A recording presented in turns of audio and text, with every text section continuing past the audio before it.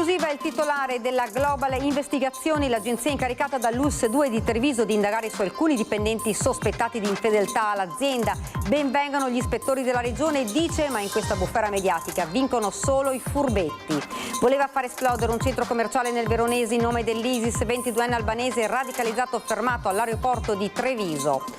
Corsa clandestina tra una ventina di auto interrotta all'arrivo della polizia locale e dei carabinieri è successo nella notte tra sabato e domenica a Castelfranco, sulla Postumia. E anche a Spresiano gare notturne tra auto, i residenti esasperati le prendono a sassate, il sindaco della Pietra condanno, ma capisco i residenti. Botte, minacce, rapine, armi in mano, ha messo a segno almeno 3 colpi violenti e senza scrupoli. Un 36enne di paese è stato arrestato dai carabinieri identificati e denunciati complici. Licenziato da fuoco alla casa dove risiedeva forse per vendetta, 45enne di Pieve di Soligo arrestato dai carabinieri e ricoverato in psichiatria a Conegliano. Il caldo torrido svuota anche i mercati settimanali. A Treviso poca gente, pochi affari tra le bancarelle che comunque non possono assentarsi dagli stalli prenotati, così più di qualcuno propone di spostarli alla sera. Frane sul Pelmo, la situazione è più grave di quanto si potesse immaginare. Ieri sera il sindaco di Borca di Cadora ha emanato l'ordinanza di chiusura dei sentieri nella vasta area a ridosso del versante nord-ovest della montagna.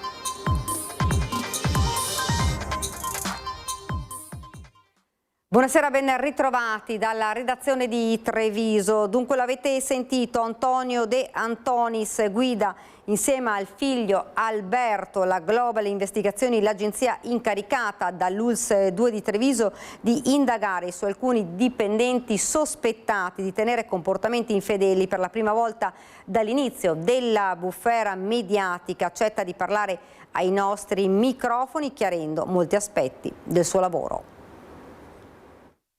Ho fatto l'investigatore privato da 30 anni a questa parte, sempre nella riservatezza, sempre standomene al mio posto e senza eccedere in nessun caso.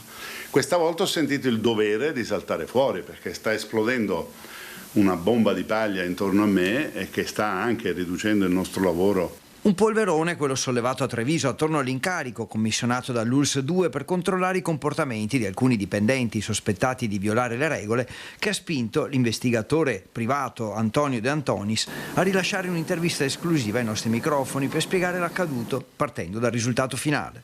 Io e tanti miei colleghi in questi giorni stiamo ricevendo disdetta di appuntamenti da tante aziende pubbliche che avevamo contattato e comunque chi ci guadagnerà saranno i furbetti che da oggi in poi, avendo tutti paura di fare questi lavori, potranno tranquillamente timbrare, andarsi a fare i fatti loro, andarsene magari in spiaggia, mettersi in 104 e andarsene a giocare a padel tranquillamente, che sanno che da oggi in poi non li pedina più nessuno perché tutti avranno paura di incaricarci di fare il nostro lavoro. La licenza concessa dallo Stato, eccola qui, autorizza a lavorare per enti pubblici e aziende private. Non capisco dove sia l'illegalità, cioè un dirigente che ha notizia di abusi da parte di dipendenti, incarica un'agenzia investigativa autorizzata dallo Stato, qual è la notizia? Penso che ci sia una regia strana dietro. Una professionalità, quella degli investigatori, che impone di non rivelare nulla dell'incarico svolto. Sarei perseguito penalmente per infedeltà professionale, poi sono votato alla riservatezza come giustamente il mio lavoro impone. I dati che mi vengono dati sono quelli necessari all'espletamento dell'attività che mi viene richiesta. Mai esistito che spiamo tutto l'ospedale, mai esistito che spiamo tutti, perché ho 6 dipendenti, ci vorrebbe tutta la CIA forse per spiare tutta la USL di Treviso. E a proposito di privacy, una volta consegnati i rapporti commissionati all'investigatore non resta nulla. Tutto quello che c'è su quelle persone nei nostri file in ufficio, come previsto dal GDPR della legge sulla riservatezza, vengono cancellati. Cioè io non ho più traccia di niente dei lavori fatti. Tutti si sentono spiati, ma non sono certo lavoratori scelti a caso. Sono stati fatti 10, 11, 12, 13 lavori mirati perché avevano dei fondati sospetti, perché deve avere un fondato sospetto chi ci incarica. Quanto alla cifra stanziata, De Antonis risponde che le tariffe sono imposte dalla prefettura e che i 130.000 euro all'anno sarebbero una cifra equivalente a quella necessaria se si utilizzassero carabinieri o altri agenti di polizia, liberi invece di fare altro. Impossibile invece avere notizie sull'esito dell'indagine. La scelta la fa il cliente, io come le ho detto prima non posso parlare dei lavori che ho fatto, non posso perché me lo impone la legge di non farlo e anche la deontologia professionale, ci mancherebbe altro. E adesso queste persone saranno rese pubbliche, beh questo è un problema che non riguarda me, riguarderà chi sta scatenando questa bufera. Inviati gli ispettori della regione, si attendono gli esiti in pochi giorni.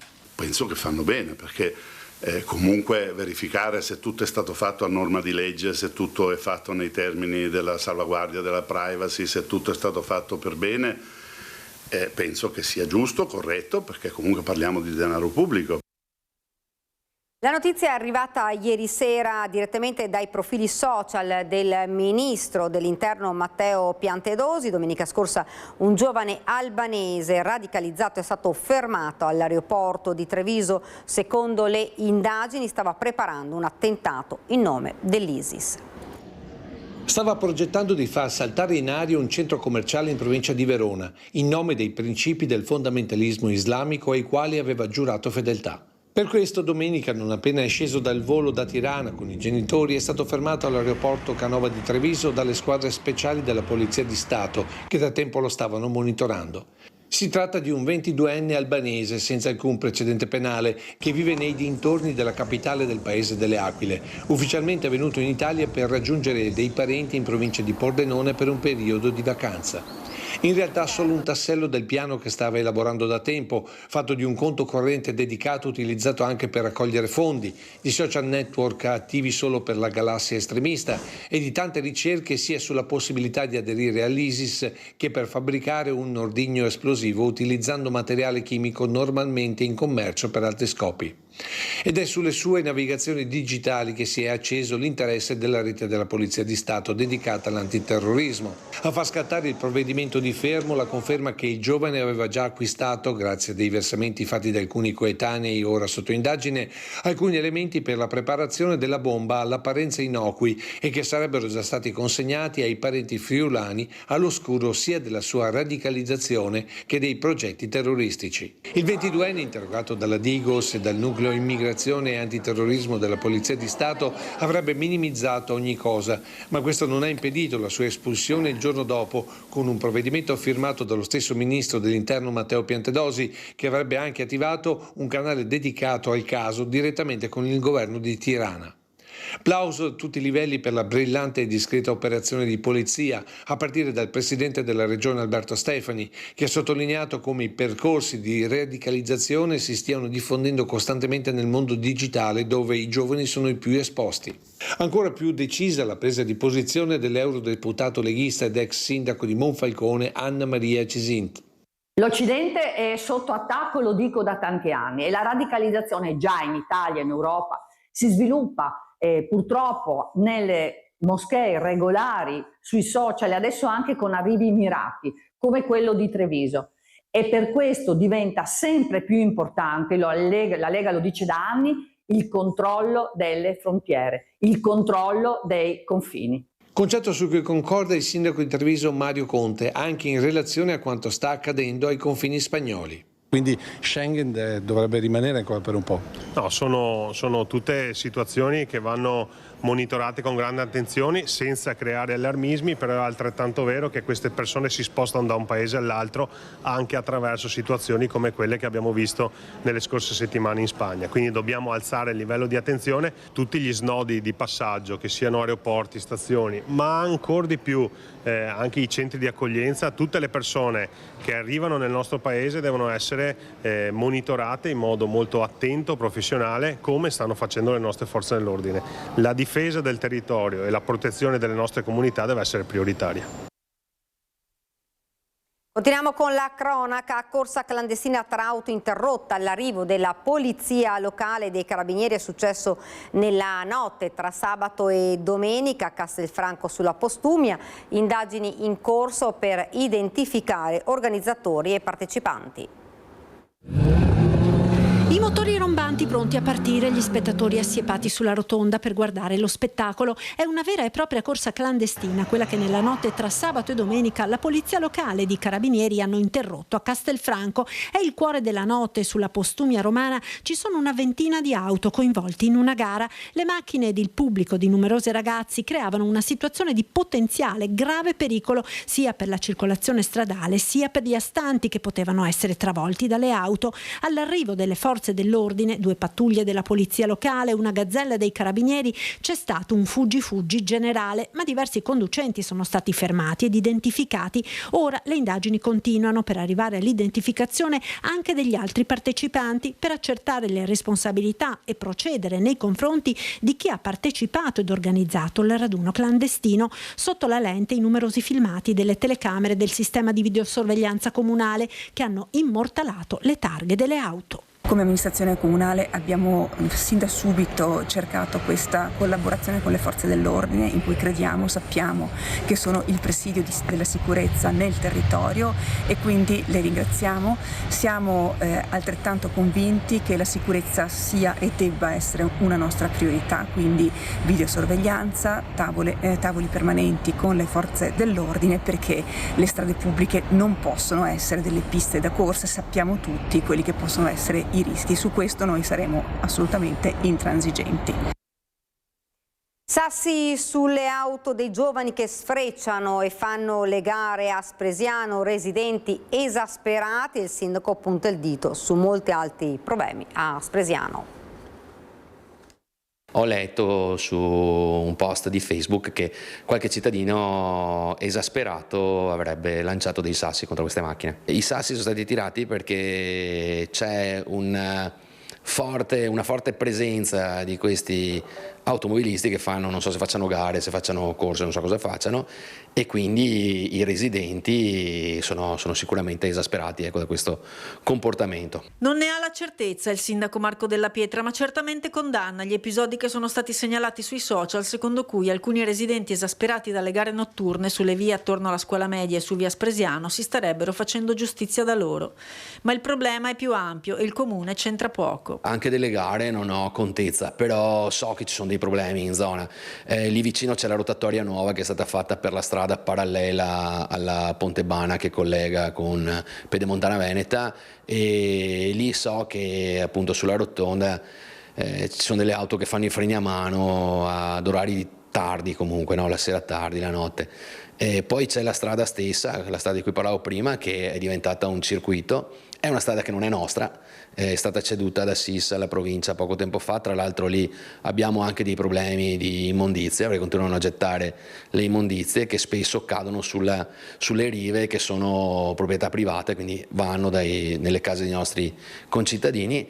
Però non siamo noi, io capisco anche i cittadini che lamentano queste condotte, però non è di pertinenza del comune. Noi proviamo a fare quello che possiamo, ma in realtà sono altri gli enti che dovrebbero prendersi l'onere, di sanzionare o di trovare delle soluzioni. Il punto, afferma il sindaco, è che chi fa le strutture dovrebbe anche pensare alle ricadute reali sul territorio e occuparsene da un punto di vista finanziario. Invece adesso toccherà alle casse dell'amministrazione risolvere i problemi. Tra via Carducci, via Tognolo, via Buonarroti, l'area proprio delle zone delle scuole medie, adesso dobbiamo investire circa 100.000 euro tra portali per impedire l'accesso dei camion, perché anche quello è un problema, e tra la segnaletica, i dissuasori e via dicendo. Dissuasori che poi una volta messi magari creano anche disturbo e quindi ti tocca anche toglierli. Per cui ecco, bisognerebbe pensare un po' in maniera più omogenea alla cosa e non pensare solamente all'opera. Fine settimana di super lavoro per la polizia locale di Castelfranco Veneto. Durante i controlli gli agenti hanno recuperato un monopattino elettrico rubato nei giorni scorsi. A riconoscerlo il legittimo proprietario. Gli agenti sono intervenuti bloccando il veicolo condotto da un ragazzo. La situazione si è poi complicata con l'arrivo del padre di quest'ultimo, che si è presentato in stato di alterazione alcolica. Sottoposto a controllo, l'uomo ha fatto registrare un tasso alcolemico superiore di oltre 4 volte il limite consentito, con le conseguenti sanzioni previste dalla legge. Ed ancora lungo la Castellana, la polizia locale ha fermato un conducente in evidente stato di ebbrezza. In un primo momento l'uomo ha rifiutato di sottoporsi all'alcol test, consentendo poi al controllo che ha confermato lo stato di ebbrezza. Alla comunicazione delle sanzioni, l'automobilista ha aggredito verbalmente gli operatori, arrivando quasi allo scontro fisico. Gli agenti hanno quindi proceduto nei suoi confronti per resistenza, oltraggio e minacce. Ed infine un altro conducente in evidente stato di alterazione ha invece richiesto l'intervento l'intervento dei soccorsi, sostenendo di essere stato spinto fuori strada e aggredito da un gruppo di 5 persone. I rilievi effettuati dagli agenti hanno però smentito la ricostruzione fornita dall'uomo. L'episodio è stato ricondotto ad una fuoriuscita stradale autonoma all'interno di una rotatoria che aveva provocato ingenti danni all'autovettura. Per il conducente potrebbe ora scattare una denuncia per simulazione di reato. Botte, minacce, rapine, armi in mano, ha messo a segno almeno 3 colpi violenti e senza scrupoli. Un 36enne di paese è stato arrestato dai carabinieri, identificati e denunciati i complici.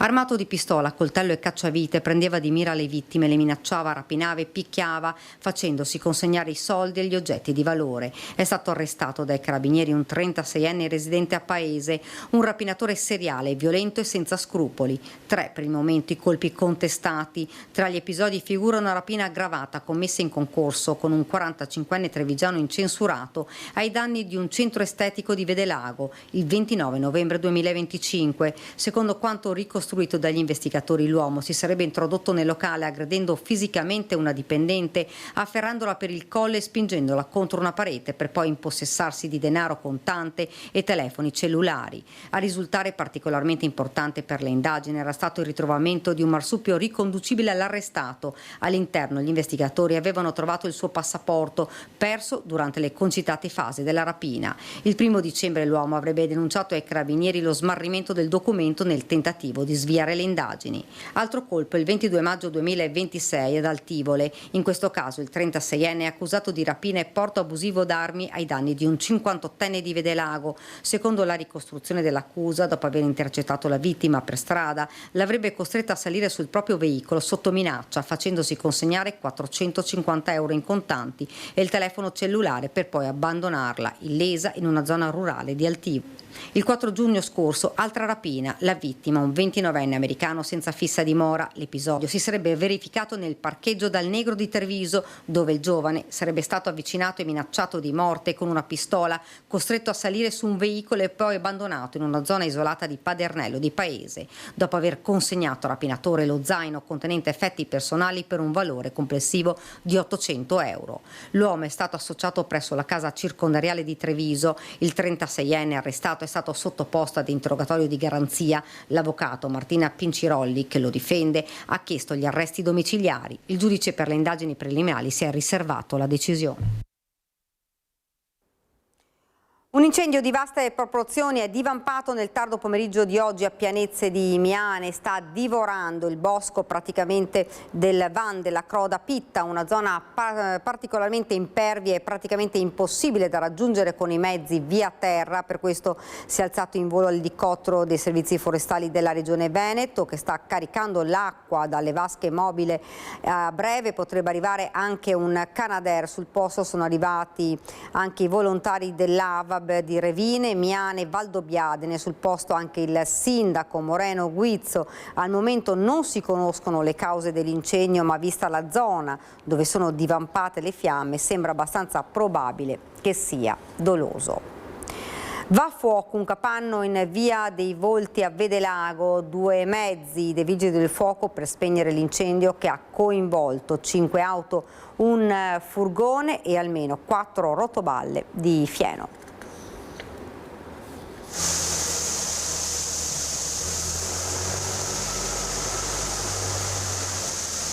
Un violento incendio è divampato nel primo pomeriggio a Vedelago all'interno di un deposito privato di via dei Volti. L'allarme è scattato intorno alle 13. Sul posto sono intervenute 2 squadre dei vigili del fuoco arrivate da Castelfranco Veneto, dalla sede centrale di Treviso. Le fiamme hanno coinvolto 5 automobili, un furgone e alcune rotoballe di fieno, ma a preoccupare maggiormente è stata la presenza di alcune bombole di GPL. I pompieri hanno immediatamente avviato le operazioni di raffreddamento per scongiurare il rischio di esplosioni. Ci hanno chiamato più o meno all'1, l'ora di pranzo, vedevano una colonna di fumo a Vedelago, quindi siamo usciti. Arrivati qui addirittura ci avevano detto che probabilmente era la fabbrica qua di cassette in plastica, però Meno male che era soltanto un piccolo capannone adibito a ricovero attrezzi e c'era anche qualche balla di fieno. Poi sono state incendiate anche delle autovetture, però diciamo nel giro di un'ora era tutto già sotto controllo. Adesso stiamo, con l'aiuto degli operai del comune, ci stiamo operando per smassare le balle di fieno e poi spegneremo gli ultimi focolai. Il rogo è stato circoscritto prima che potesse raggiungere gli altri mezzi e il materiale presente nel deposito. Le operazioni di spegnimento e bonifica sono proseguite fino a pomeriggio inoltrato. Sul posto anche carabinieri e polizia locale. Restano ora da stabilire le cause dell'incendio e l'esatta entità dei danni. Per il momento è esclusa l'ipotesi dolosa. Il proprietario del terreno non ha comunque voluto rilasciare dichiarazioni, puntando l'attenzione sulla siccità estrema per la quale basta una piccola disattenzione per scatenare l'inferno.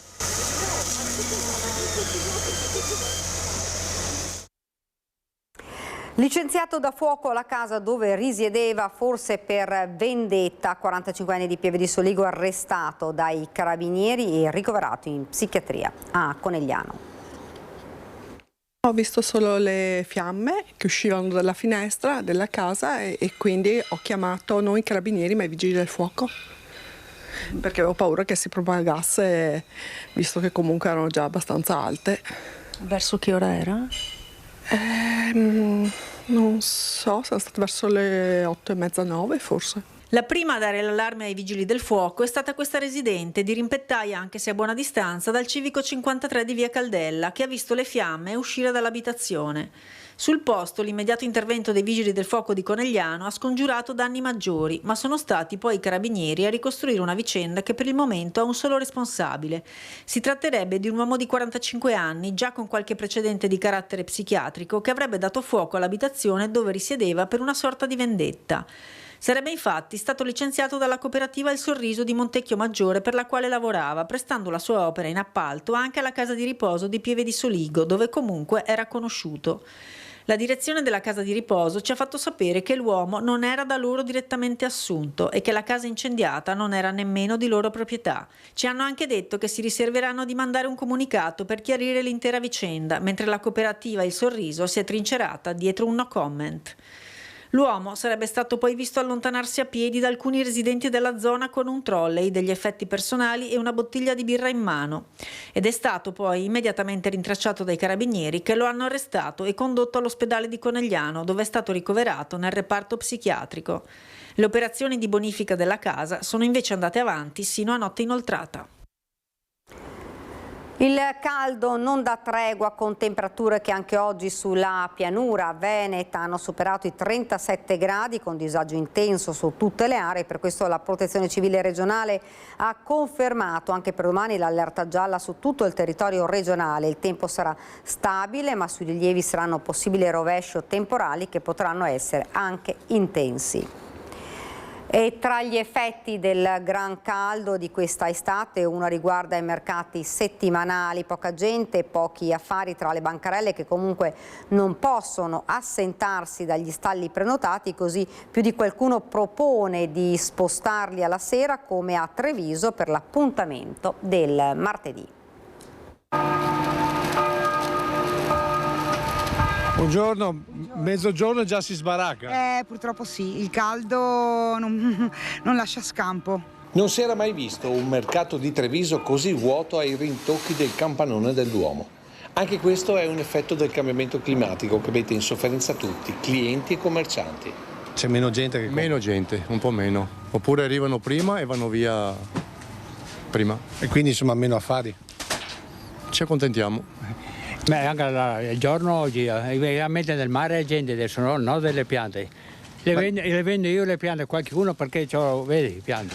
Ma comunque con questo caldo si vende meno. Poco, metà. Meno gente. Beh, meno gente, magari gli anziani non escono, ecco. Si sopporta, dai. Molto meno affari, troppo caldo. Ad agosto non dovrebbero neanche più fare il mercato, è troppo caldo. Voi riuscite a vendere fino a che ora? Fino alle 9:30, 10 si lavora abbastanza bene, poi un calo drastico, la gente scappa a casa. Tra l'altro le bancarelle devono comunque essere presenti. Se il mercato viene fatto, secondo me il comune almeno non dovrebbe mettere l'assenza, perché stare a lavorare qua fuori è impegnativo. Quindi siete obbligati a venire qua? Sì, abbiamo un tot di permessi che possiamo rimanere a casa, ma si fa, le cose da pagare sono tante a fine mese, quindi dobbiamo starci sul pezzo sempre. Un caldo che dovrebbe attenuarsi verso la fine di agosto, ma che proprio per il cambiamento climatico è destinato a replicarsi negli anni, con il risultato che qualcuno già pensa di chiedere per il periodo estivo lo spostamento alla sera del mercato del martedì. Assolutamente, noi e tanti nostri colleghi siamo di questo avviso, stiamo a vedere. Probabilmente potremo intercettare anche un pubblico diverso, di persone che durante il giorno lavorano, quindi potrebbe essere anche interessante. Bisogna fare una prova, non posso dire. Però potrebbe essere un'alternativa. Può essere. Proposta che però non vede tutti unanimi. A Jesolo lo fanno serale e turistico, è diverso. Qui stiamo parlando di città, il mercato è nato ed è sempre stato martedì mattina e sabato mattina e così deve restare. Io spero di no, altrimenti sto a casa. Perché? Si fa il mattino e basta. No, di sera, ma di sera i ladri che va fuori. È quello peggio. Perché? Perché al mattino siamo più freschi mentalmente. E nel frattempo c'è chi, nonostante il caldo, accende l'inevitabile polemica ferragostana. Con questo caldo si vedono i fiori. Certo. Ma di più o di meno rispetto al solito? No, un po' meno, ma si vendono. Senta, però c'è meno gente al mercato. Meno gente, ci poteva essere più gente sabato, ma il sindaco ha pensato bene di non farci fare il mercato, allora niente. Ed ora ci fermiamo, c'è la pubblicità.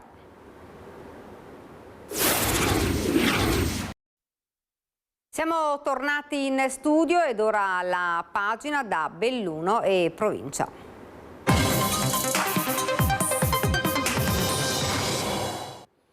Frane sul Pelmo, la situazione è più grave di quanto si potesse immaginare. Ieri sera il sindaco di Borca di Cadore ha emanato un'ordinanza di chiusura dei sentieri nella vasta area a ridosso del versante nord-ovest della montagna, ma i pericoli incombono anche in vista della stagione delle piogge.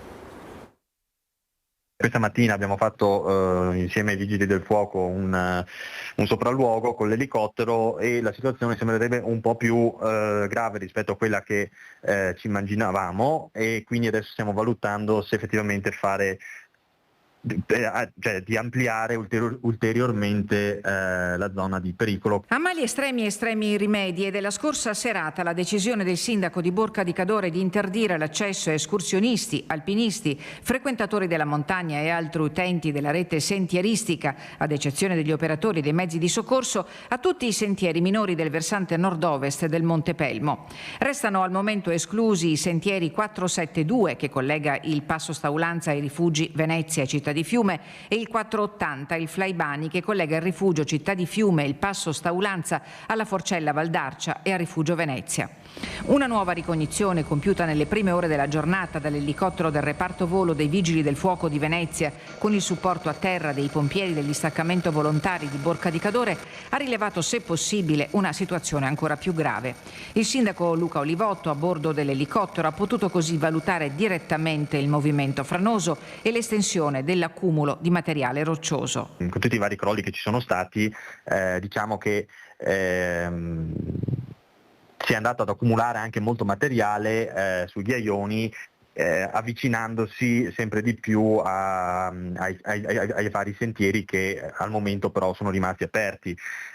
In più abbiamo notato durante il sopralluogo che comunque nonostante l'ordinanza c'erano 2 persone, quindi ecco, insomma, diciamo che noi l'ordinanza ovviamente l'abbiamo fatta, però bisognerebbe anche rispettarla. L'invito reiterato a tutti i frequentatori della montagna è di non avventurarsi nell'area che è indicata anche nell'ordinanza con apposita mappa e che è stata esposta all'attacco dei sentieri. Resta poi implacabile la preoccupazione proiettata al futuro prossimo, quando le piogge potrebbero mettere in moto l'enorme quantità di materiale che si sta depositando ai piedi del Caregon del Padre Eterno. Stiamo cercando di capire come, diciamo, ampliare a 360 gradi un qualcosa che copra definitivamente una volta per tutte un'area che comunque bisogna dire è negli ultimi anni risulta essere fragile e pericolosa in tutti i sensi, dai crolli alle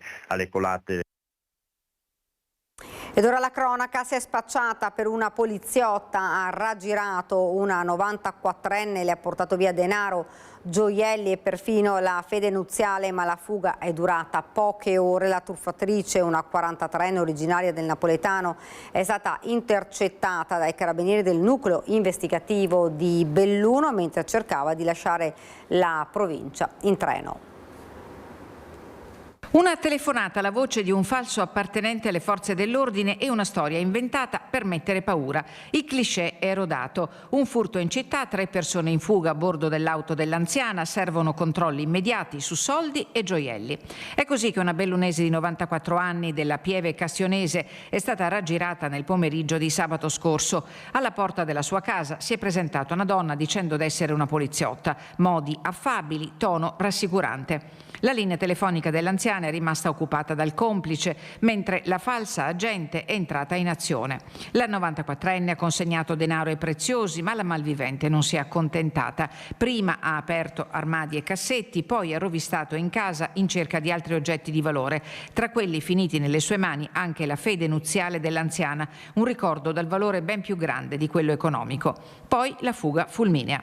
Ma questa volta il copione si è interrotto prima del previsto. I carabinieri del nucleo investigativo di Belluno, informati dell'accaduto, si sono messi sulle tracce della donna individuata nel giro di poche ore su un treno mentre cercava di lasciare la provincia. Si tratta di una 43enne di origine napoletana con qualche precedente. I militari l'hanno perquisita e addosso e tra i suoi effetti personali sono stati ritrovati il denaro e i gioielli appena sottratti, oltre al cellulare della vittima. Recuperata anche una patente falsa e altri beni sulla cui provenienza sono in corso accertamenti.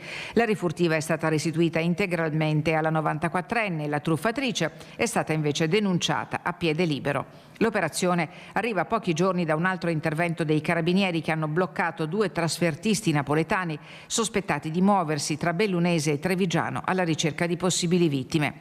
Dai carabinieri arriva l'appello a non abbassare la guardia. Nessun vero appartenente alle forze dell'ordine chiederà a domicilio soldi e gioielli per effettuare controlli. Di fronte a telefonate sospette, la raccomandazione è una sola: chiamare subito il 112. Niente aumenti per gli studenti bellunesi che utilizzano il trasporto pubblico per andare a scuola per l'anno scolastico 2026-2027. Provincia di Belluno, Consorzio Bimpiave e Dolomiti Bus hanno congelato l'incremento tariffario previsto. L'abbonamento annuale Investi Scuola Super Plus costerà 349 euro, si pagano 10 mesi ma si viaggia per 12. La novità è l'estensione dell'agevolazione anche ai primi 5 km dell'extraurbano e ai servizi urbani di Belluno, Feltre, Auronzo e Pieve di Cadore. In luglio e agosto inoltre sarà possibile viaggiare su tutta la rete senza vincoli di tratta, compreso il servizio a chiamata Trillo. L'obiettivo è contenere i costi per le famiglie e garantire a tutti gli studenti la stessa opportunità di mobilità. Taglio del nastro ufficiale questa mattina a Belluno per il nuovo percorso ciclo pedonale lungo via Tiziano Vecellio. Questo è un progetto che parte con la rigenerazione urbana 1, quindi dal progetto Belluno ancora negli anni 2018-2019, dalla precedente amministrazione, che poi sugli anni abbiamo portato avanti.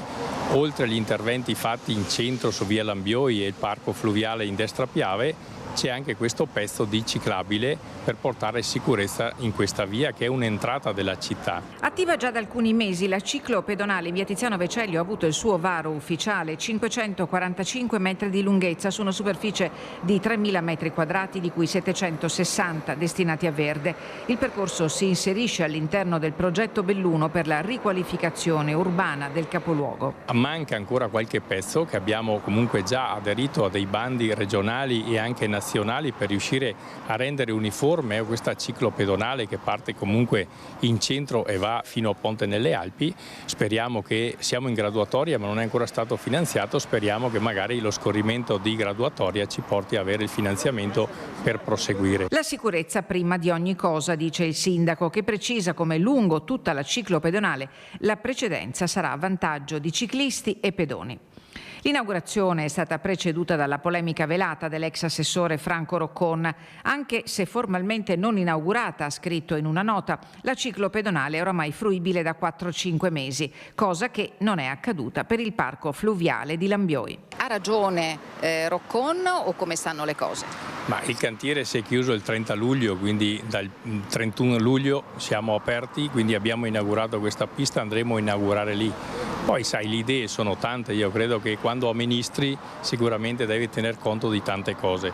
Adesso in autunno apriremo il bando, quindi lanceremo il bando, speriamo che qualcuno sia intenzionato ad aderire, però ecco che si poteva fare diversamente, per l'amor di Dio non dico nulla, è un'idea di Roccon, io lo ringrazio per il lavoro che ha fatto anche su quest'opera, però insomma conoscendo anche i tempi dell'amministrazione credo proprio che quello che dice non sia stato possibile, tant'è che lo faremo uscire in autunno.